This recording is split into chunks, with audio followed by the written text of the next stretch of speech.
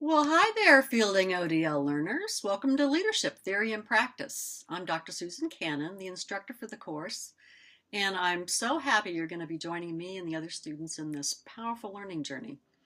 I'm going to be connecting with you from my office here in beautiful Seattle, Washington, where I've been living for almost 25 years, and occasionally from Rockwall, Texas, which is my hometown. So let me tell you a little bit about what you're getting into here. Even though we cover roughly the same material each semester, these classes are never the same from semester to semester because of the diversity of the unique individuals who come together to make it up. I have to tell you, I have many profound interactions with students every time I teach the course, and that leads to new insights for me about how to teach it. For one thing, the course content is highly transformative, which I think you'll discover. And the online classroom can support some very powerful and deep discussions and interactions. In fact, many of our past students have remarked that this was a surprising and delightful discovery for them. So this first week is mainly about getting you oriented and comfortable. For many of you, this is the beginning of your fielding journey, and I want you to get off to a really strong start. So in terms of assignments for this week, we're just going to do a little warm up with some reading before we dive into the main curriculum. So now, based on years of experience with many different kinds of students from all walks of life, from all around the globe, I want to share with you my 7 tips for success in this course. So first, tip 1, don't let change throw you. You're going to be learning an integral model for assessing individual leaders and organizations. It's powerful and it really works. An aspect of this model is that leaders and systems grow through very distinct stages of development. Each stage is almost like a world unto itself. You get a new type of leader and organizational system with its own beliefs and values, preferences, ways of seeing the world, types of behavior it thinks are acceptable. Each stage also has a particular leadership theory or theories that emerge from that worldview. There's so many competing theories of leadership. This is going to give you a framework for seeing which theory is appropriate for which leader or organization and why. So for weeks 2 through 7, we're going to explore a new stage of development every week. Each week's going to feel really different from the last because the curriculum's designed to give you an experience of that stage. So don't let that change up throw you. Just kind of go with the experience. For example, one week we might have an open book test on facts because that's what's important to the leaders at that stage of development. And another week might be totally different. We might be engaging in deep conversation, exploring meaning and emotions. Just go with it. So tip 2 is stay up with the coursework right from the beginning.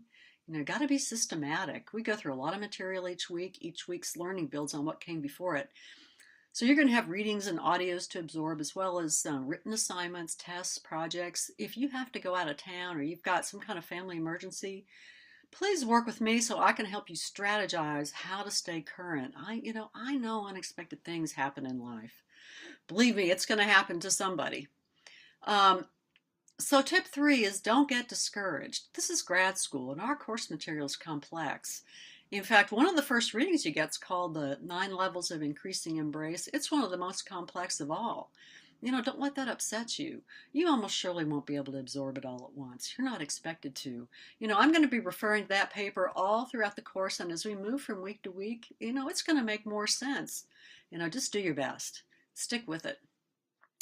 Now, the learning materials, as I said, are a mixture of audios, readings, PDFs, presentation slides, and what I'm trying to do is meet different learning styles. In fact, I used to co-teach this class with Dr. Terry O'Fallon, who is a pioneer in the field of human and organizational levels of development. And you're going to have an opportunity to hear Dr. O'Fallon speak in some of the audios. Well, tip 4 is participate. A part of your grade's based on participation. In an online classroom, it's very important that you make posts. That means you put your written assignments up in the forum each week, and then you respond to what other students write.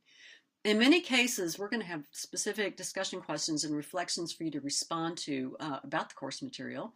This is such an important part of your learning because what this does is helps you engage directly with the material and integrate it. You also get to ask questions and learn from the other students. Every year, students tell us that was one of the most valuable and unexpected aspects of their learning in this course was how much they learned from each other and from interacting with each other. Tip 5 is don't miss the easy points. Just so you know, I carefully track the assignment completion and your participation in the discussions, and you'll see that every week is worth a certain amount of points.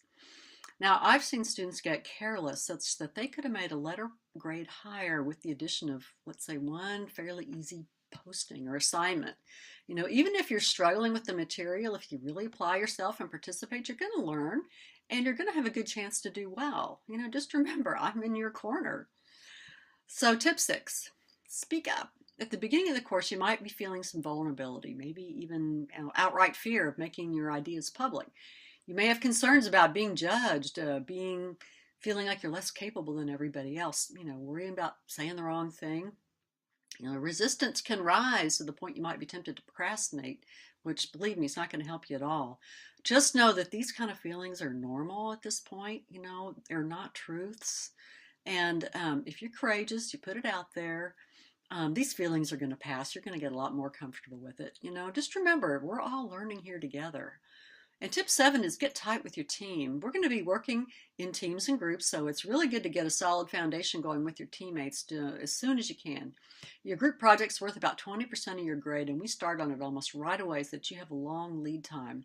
So what you're actually going to be doing is creating a teaching presentation to teach the material in this class to the other students. Now, group cohesion plays a big factor. You may have to coordinate across time zones to get together with everybody, and somehow everyone manages to work it out. It can be tempting just to divide everything up, have each person go off and do their assignments, and then at the end of the course kind of just link it all up. But what I've seen is that when the result of doing that is not nearly as successful as with the teams that kind of work on the project as a whole, because they have a kind of synergy that really adds something to the project. So that gives you some pointers on successfully navigating this course on leadership theory and practice. Now, one of the good things about an online course is that, I'm only a post or an email away from answering any question you have. We can also make an appointment to talk by phone, so don't hesitate to contact me. Okay, I think that's it. All right, I will see you online. Bye.